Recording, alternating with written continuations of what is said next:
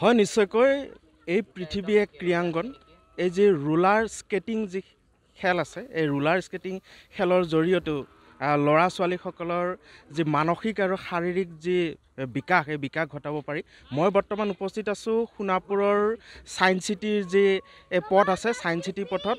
আজি ইয়াতে roller skating association অসমৰ ফালৰ পৰা ইয়াতে এখন প্ৰতিযোগিতা অনুষ্ঠিত কৰা হৈছে।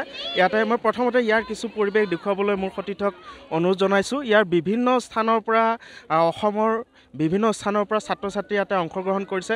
প্ৰায় 60ৰো অধিক ছাত্ৰ ছাত্ৰীয়ে প্ৰতিযোগিতাত অংশগ্ৰহণ কৰিছে আৰু ইতিমধ্যে এই প্ৰতিযোগিতা চলি আছে। এইখিনিতে আয়োজক কমিটিৰ বিষয়ববীয়া মোৰ ওচৰত আছে। মই তেওঁলোকৰ পৰা কিছু কথা জানিবলৈ চেষ্টা কৰিম। দাদা, আপোনালোকে কেতিয়াৰ পৰা এই পদক্ষেপটো আৰম্ভ কৰিছে? আমিতো আমাৰ 5 বছৰমান হ'ল আমি এনেকৈ কৰি আছোঁ। আমি roller skating association of Assam, আমাৰ এইটো মানে ইণ্ডিয়াৰ যিখন মানে ৰোলাৰ স্কেটিং অফ ইণ্ডিয়াৰ আমি এফিলেটেড। তো আমি কৰি আছোঁ এনেকৈ। আমি প্ৰথম কম ষ্টুডেণ্টৰ পৰা আহি আজি 100ৰো অধিক আমাৰ পাৰ্টিচিপেণ্ট হৈছে ইয়াত। আপোনালোকে দেখিছেই ইয়াত কিমানমান ইভেণ্ট, কেইটামান ইভেণ্ট আজি হ'ব? আজি ইয়াততো এটাই হ'ব। ইয়াত মানে আপোনাৰ above 7 to 9, 9 to 11, 11 to 14, 14 to 17 আৰু 17 এবভ এইবিলাকৰ দুটা ভাগত হ'ব। এটা ইনলাইন বুলি কয় আৰু এটা কোৱাৰ্ড বুলি কয়। দুটা ভাগত ৰোড ৰেচটো হ'ব। বাকী আমাৰ ৰিংকত হ'বগৈ। আমাৰ 6 মাইলতে আমাৰ ৰিংটো আছে, ষ্টেডিয়াম আছে, তাত হ'ব আমাৰ গোটেই ইভেণ্টবিলাক। হয়, নিশ্চয়কৈ ক'ব লাগিব। আচলতে এই সময়ত যে ছাত্ৰ ছাত্ৰীসকলে ঘৰৰ ভিতৰতে আবদ্ধ হৈ থাকে, মোবাইল বা কম্পিউটাৰক লৈ ব্যস্ত হৈ থাকে, যে বাহিৰৰ যিসমূহ খেল এই খেলসমূহৰ লগত তেওঁলোক ইমান আকৰ্ষিত নহয়। কিন্তু এই ৰোলাৰ স্কেটিং যি খেল আছে, দেখা গৈছে কণ ল'ৰা ছোৱালীৰ পৰা জ্যেষ্ঠ যুৱক যুৱতীলৈকে ইয়াতে অংশগ্ৰহণ কৰিছে। ইয়াতে অভিভাৱকো আছে। মই তেওঁলোকৰ পৰাও কিছু কথা জানিবলৈ চেষ্টা কৰিম। বাইদেউ, যিহেতু ল'ৰা ছোৱালী আজিকালি বেছিভাগ মোবাইলৰ লগতে জড়িত হৈ থাকে, কিন্তু এতিয়া এই খেলটোৰ প্ৰতি আকৰ্ষণ হোৱা দেখা গৈছে, কি ক'ব এই ক্ষেত্ৰত?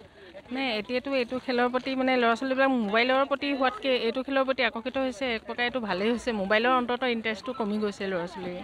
হয়, নিশ্চয়কৈ ক'ব লাগিব।